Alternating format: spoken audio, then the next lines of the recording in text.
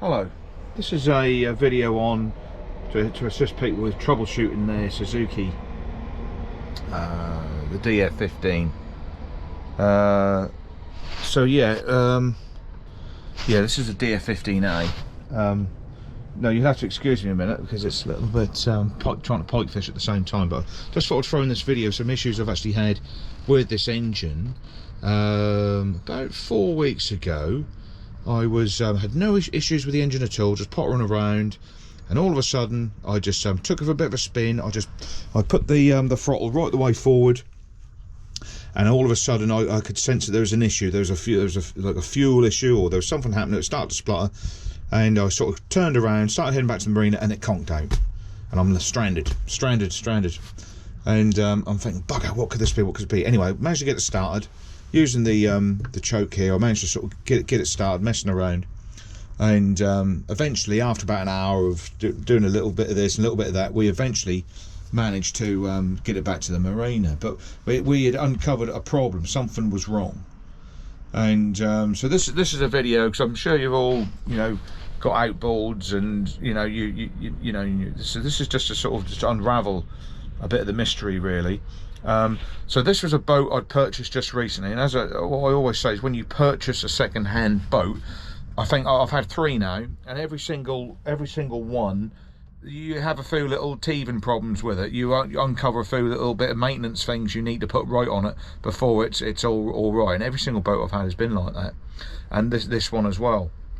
Nothing too major though, I will say, just minor little issues, but enough to snooker you, especially if you're out skiing or water skiing, fishing or cruising or anything like that. So this is what I'll go right back to the beginning. So one thing I did find wrong was the kill switch. This kill switch here, this was broken, okay, and the thread was broken, and you couldn't physically put your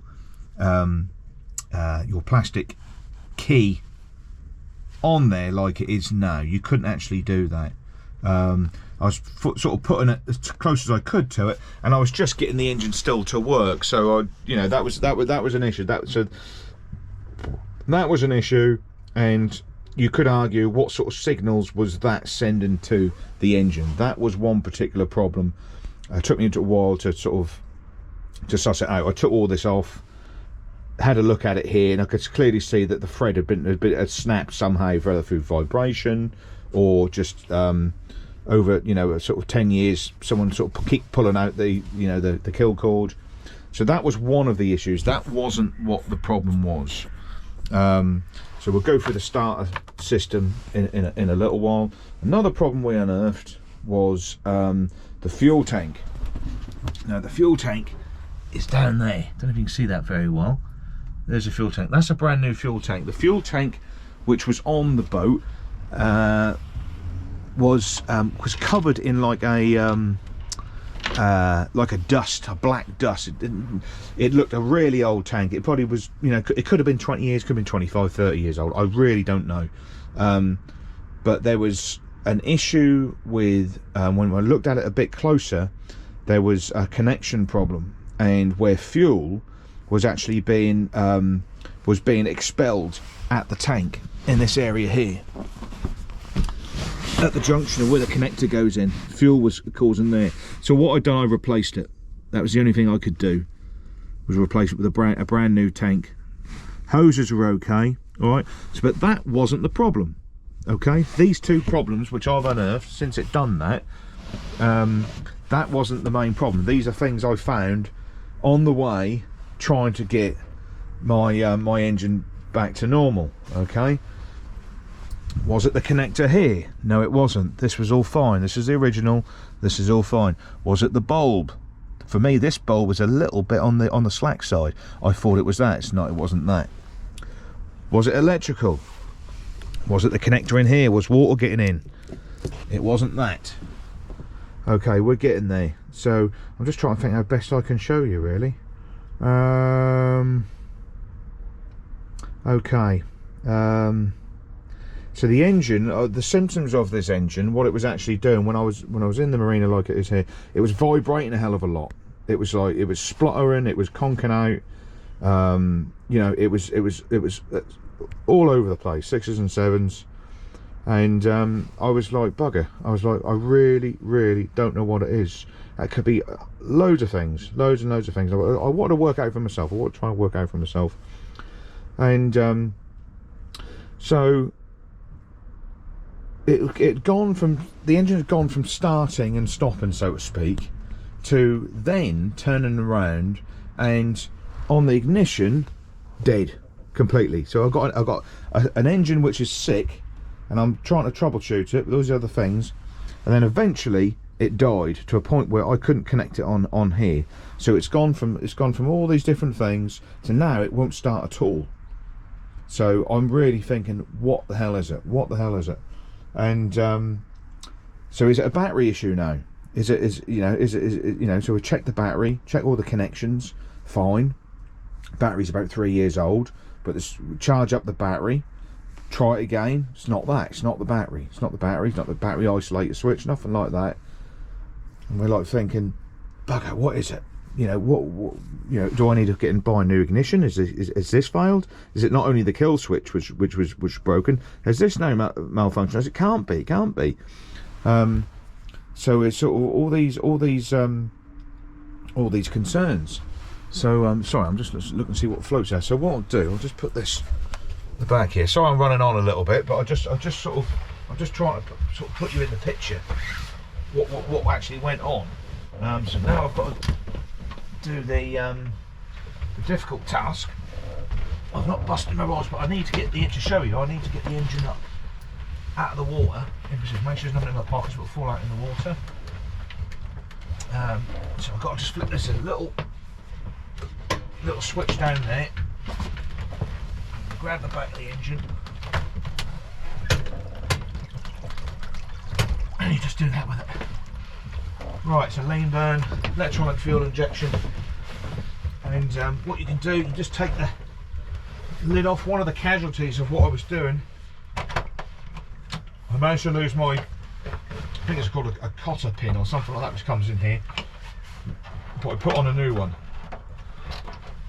So that's that. So I'll show you. So you can imagine, I've had a boat for a few years. I'm panicking. I'm thinking, Christ, I just spent this money on this boat. And I've got all these problems. Now it won't start. What's going on? It conked out when I was out there, and then it was sort of stopping and starting. So I was like, okay, it must be the fuel filter. Must be clogged. So fortunately enough, in my service kit, I had one. I had a new fuel filter. It's just there. It's that blue thing there. So I took the old one out and looked inside. Few little bits of sort of specks and bits of crud, but nothing too telltale sign that it's going to stop the engine from working and conking it out. The same with the old fuel tank. When I looked inside the old fuel tank, it was pretty cruddy and a little bit of rust on a little bit of a stainless steel arm which was in there, but not too bad. Was it water getting in that? Anyway, so we put a new tank in. It doesn't matter now, that's gone. We've put a new tank in. It's not the fuel filter. It's not the fuel filter. Okay. Yeah, with the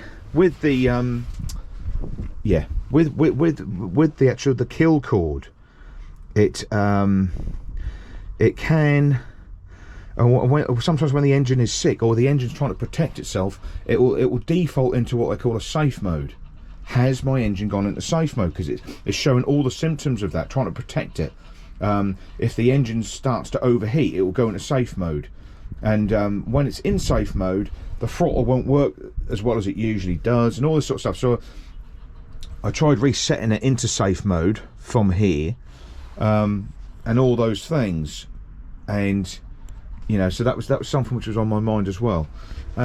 So what is wrong with it? Behind this computer here, the ECU, there's some relay switches. I mean, this engine's not starting anymore. It's gone from being sick and sort of starting and stopping to now not stopping at all. So one thing I did notice, when it was doing that, the engine was shuddering and a lot of vibration. Okay, and one of the things which I did put right on it, there is an engine will not start when it is in when it's not in neutral. So you need in order for the engine to start, it needs to be in neutral. Okay, and what I'd found, I think it's a bit further down here actually. I can't actually see it, but what I'd found, if I go to the manual, shows it on here. Sorry that I can't sort of do this a bit more organised, but I mean, some viewers might think, oh my god, this is doing my head in. But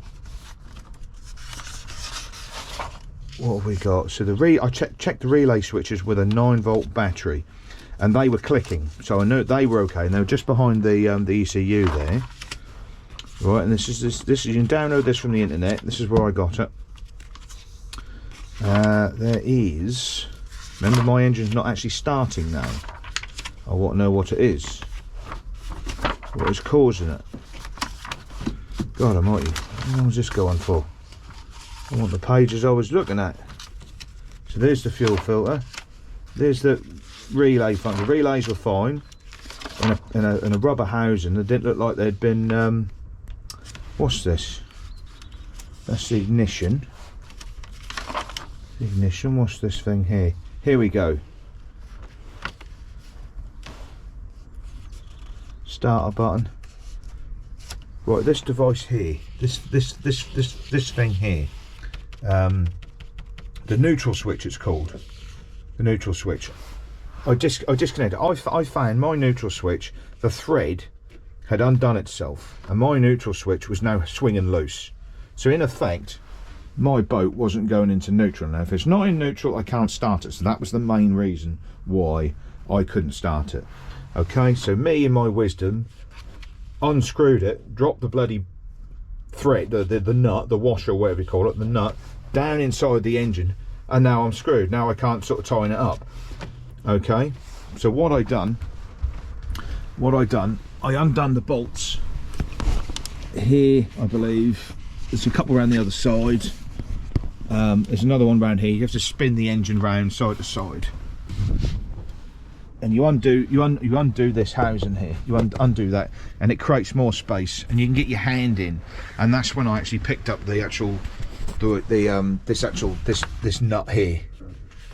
And what I've done, I took all this out and inspected it, and I believe I tested it. I tested it with a what is it? A sort of an electrician's I can't remember, tester, whatever it is. I'm not very good with this sort of stuff. Digital tester, there it is. Tested it, and I came to the conclusion that this was fine. This item on the engine, it's only a 10-year-old engine, was absolutely fine. So I went through the rigors of actually resetting my neutral switch in there, and once I'd done that, I could get the engine to start again. Okay, so now I'm back to square one. All right, so now I can get it started. I think the neutral switch was loose anyway, but came loose when the engine was vibrating. So what I've done, I've got new fuel tank, because it was leaking at the top. There was an issue there. New tank. This kill switch was broken. All right, solved that mystery, and getting the thing started where the neutral switch had fallen off pretty much, and now with the neutral switch is back on how it should be. A new fuel filter went in, but that wasn't the problem. Okay, ECU came out, no problems. The relay switches behind, they were inspected, they looked brand new. I tested them, they worked fine. Okay, but the engine, it's still sick. It's still got a problem. What is wrong with it? You know, and it's like we keep going and going. It's a mystery. What do we do? What do we look for? We check the oil. Oil's okay. Oil's a little bit cloudy though. Maybe a little bit of water in there, a bit of condensation, but it's very oily. It's not, but that's normal. That's a normal sort of thing with outboards when they do little short journeys and stuff like that. But anyway, we're going off on a tangent there. So what was it? I'm running out of things to check. So what did I do? I went on YouTube, and I was watching all these videos on this engine, and one gentleman, he sounded like he was from Hawaii or something like that, very laid back sort of character, and he started his engine, and but it was behaving exactly like mine. I was looking at it, I was listening to it. It's the same engine as mine. He's got it in his garage, and he's looking at it, and he's got the same problem as me. And he's saying, what is it? And he says, I've got these spark plugs. They're 50 hours old. Now, 50 hours old doesn't sound a lot to me, and I didn't think it was that. And he said, and he sort of saying in his video, he said, do you know what? He said, I've got these 2 new spark plugs, and I'm going to put them in, and we'll see what happens. And this engine's behaving just like mine. So I buy 2 new spark plugs to fit this engine. I put them in, okay? And lo and behold, it's like a brand new engine. You wouldn't believe it. Spark plugs. So basically, my fuel, I pulled out the old spark plugs. They look perfect. They look fine. You wouldn't think there's anything wrong with it. A little bit of carbon around the top, but in the troubleshooting manual, it talks about a lot of corrosion, and that's when you need to change it and stuff like that. So anyway, that video I saw online persuaded me just to try the spark plugs anyway, as a a last ditch attempt to try and fix the problem without taking it to a mechanic or anything like that, me trying to sort of solve it myself. So anyway, and it was the spark plugs, so basically the fuel was being pumped through, and it was one thing I did notice, that the spark plugs were very wet. The old spark plugs were very wet with smell of the fuel, so there's a definite burning issue. Well, it's spluttering. The engine sounded like it was being starved of fuel, so it wasn't burning it, or the timing was off or whatever. And so the spark plugs have put the engine right, and that is what my main problem has been, would you believe? But that was probably the main root of the problem, but you can see all the other things which have been linked to it to get it fixed. Do you know what I'm saying? When you buy a second-hand boat and you go through your first sort of little bit of maintenance with it and stuff like that, you can see the sort of the issues which you can potentially inherit. Now, this is only a 10-year-old engine. It's had bugger all use, so I know it's a good engine. It was brought off a good owner, okay? But even previous owners, you don't really know how much time and effort they've been putting into it. Usually towards the end of their tenure, one would like to imagine that there's likely not really given a damn, and they've just neglected it, or haven't changed the oil, or haven't done this, haven't done that, maybe for a few years. So, but don't let that put you off, because as long as the product if it hasn't had a lot of use, it's not too old. Do you know what I'm saying? It's like there's no need, so you have to weigh up certain things. So that's what it was. That's what it was in the end. Now, even if it wasn't the spark plugs, I did have some other options where it could have been 1 or 2 other things. There's a few videos online on YouTube with this particular engine which talks about cleaning them and doing this and that with them. So there's so you just so yeah, that's basically what happened with my engine, really. Basically what happened. I had to take all this stuff off, and yeah, there's the prop there, and I went out in it a couple of days ago. It's lovely, lovely. Yes, but when you're going through something like that, you can't see the light at the end of the tunnel, because you're unearthing other problems. But you mustn't give up. You just got to keep going, keep trying. But time is an issue. If it's winter season, you're not using the boat much, it doesn't really matter. But if that's summer and you want to be out on the water, and you want to be taking your friends and your relatives out on the water and having a good time, then time is what you haven't got to do all that. Do you know what I'm saying? And that's where you might just force your hand and go and see a mechanic and just go and pay them. But there's really, these sort of engines, as long as you've got reasonable access, you should be able to do all the maintenance yourself, really. But yeah, no, that was just my experiences. If anyone else is out there and you do have issues, it'd be worth downloading this thing here, service manual for the DF15 starting system. That's quite good. I downloaded that offline, and yeah, so yeah, I hope you enjoyed the video. I mean, I probably didn't present it that well, but I'm only just waffling on while I'm doing a bit of pike fishing. But yeah, no, it's sort of yeah, it's, if you haven't had a boat for a while and you sort of wonder, you think, what the hell is it, what is going wrong? Because it's just a network of things going wrong and other things sort of failing, you know, when you're trying to fix the other problem. Do you know what I'm saying? It just blew me away really, so I thought I'd do a video on it. But okay then guys, thanks for watching.